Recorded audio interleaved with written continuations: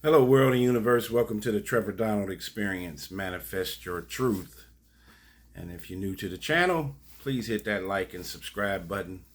And for my continued followers, I want to say thank you. And please share this commentary with people you think will find it informative. We've got another Olympic scandal. There's a former Olympic track coach that just got sentenced yesterday to allegations of abuse. So let's talk about the story. Let's go through it. A former Olympian and longtime track coach pleaded guilty on Thursday to charges of sexually molesting young boys while working at a sports camp in Western Massachusetts in the 1970s. Conrad Mainwaring,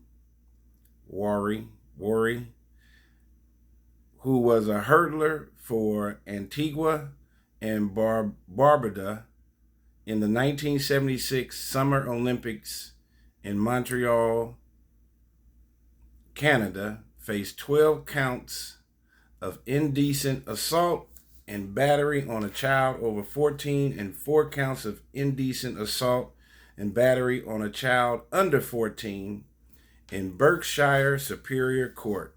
This was just yesterday. The charges involved 9 male victims.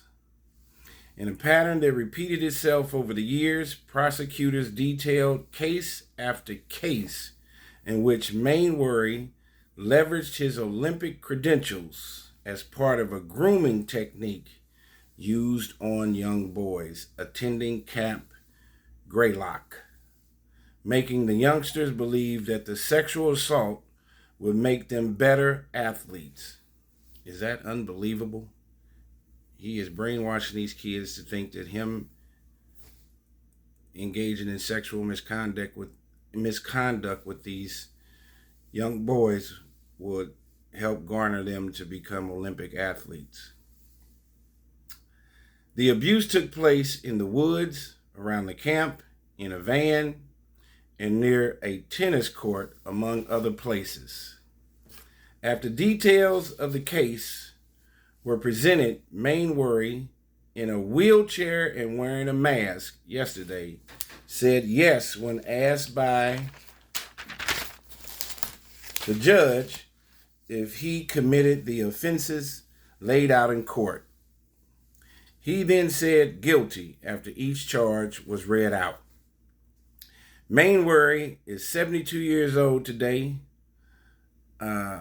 had been recently living in Los Angeles, and was a United Kingdom national. He molested campers from between 1975 to 1979 while working as a counselor at Camp Greylock in Beckett. Authorities have said they believe there are way many other victims in several states and outside the U.S. Some of the camp victims, who were as young as 13 and as old as 19, testified at Thursday's hearing yesterday, recalling the shame and the damage the abuse has caused them.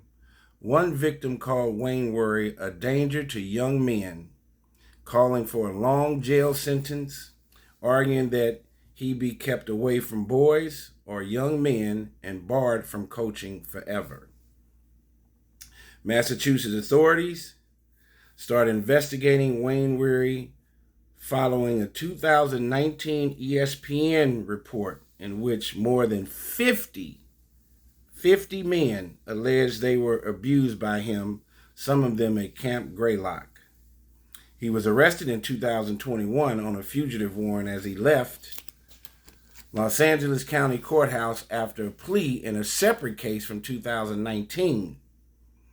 Everyone who brought Conrad Mainwaring to justice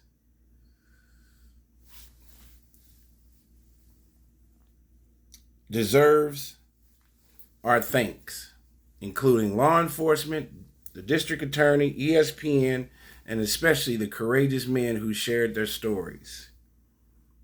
Sam Wolf, an attorney representing 7 of the 9 men, filed lawsuits against Syracuse University, the Syracuse School District, and the Massachusetts camp.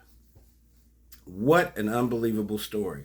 And when you've heard about many of these abuse cases that have taken place with the Boy Scouts, you remember Dr. Larry Nassar, who got 60 years in federal prison, who was an ex female gymnast doctor for the Olympics.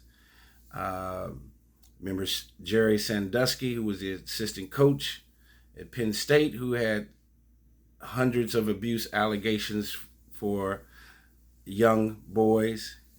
And of course, over the years, we've heard tons of Catholic priest abuse scandals, all of them very similar. But the one thing that's a little bit different, normally you see that typically, stereotypically, it appears to be a older white male. This guy is actually Caribbean. What you would call African American or Caribbean black descent. And did these terrible things to these young people over a long period of time. The Olympics, man, they are getting a tarnished eye. As I said, Larry Nassar, who was the Michigan State doctor that got 60 years in federal prison for all the female ex-gymnasts that said that he was doing to the young ladies. And now you have this other ex-Olympian, even though he wasn't working for the Olympics like Larry Nassar, just still having that Olympic name and logo right there puts a tarnished eye. We've had so many cases in these situations where parents have a tendency to give their kids to these organizations for camp, for modeling. There's been an exorbitant amount of abuse that has taken place with young female models throughout the years, and I'm going to do a story on the Paris Elite Modeling Agency here soon, with young girls as young as 12 to 14 years old were being abused and being sent to Paris and all these other places. I think that's very hard. I don't know if I've got 3 grown children. I don't think I could have sent my child away at 12, 13, or 14 to a stranger, whether it's to train them for the Olympics or to be a professional model or singer, and put my child's life in the custody of somebody I do not know.